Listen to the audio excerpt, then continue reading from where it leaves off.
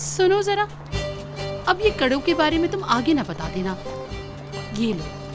वैसे मैं तो नहीं बताऊंगा, पर आपकी पड़ोसन भी आई थी, कह रही थी कि मुझे भी ऐसे कड़े दिखाओ। ओह अच्छा, तो ये बात है। और क्या कहा उसने? उनका क्या कहना, उन्होंने देख के बोला भाई ऐसी चीजें तो सिर्फ आसिया ही ले सकती है। दबे अल्फाजों में कहना चाह रही थी कि ऐसे कड़े आसिया नहीं खरीद सकती भाई। मेरे 2 कड़े उसके पूरे घर को खरीद लेंगे। वो है कौन? मैंने भी उससे यही कहा। मैंने कहा बाजी ये क्या कह रही हैं आप, मेरी दुकान खरीद लें। आसिया बाजी इस किस्म की औरत है, उन्हें कीमत से कोई फर्क नहीं पड़ता, महंगी से महंगी चीज खरीदती हैं हमेशा। यही वो चीज है जो सिर्फ आप खरीद सकती हैं। ओए, देखो तो जरा, इसकी बनावट कितनी खूबसूरत है। अरे बहुत खूबसूरत है।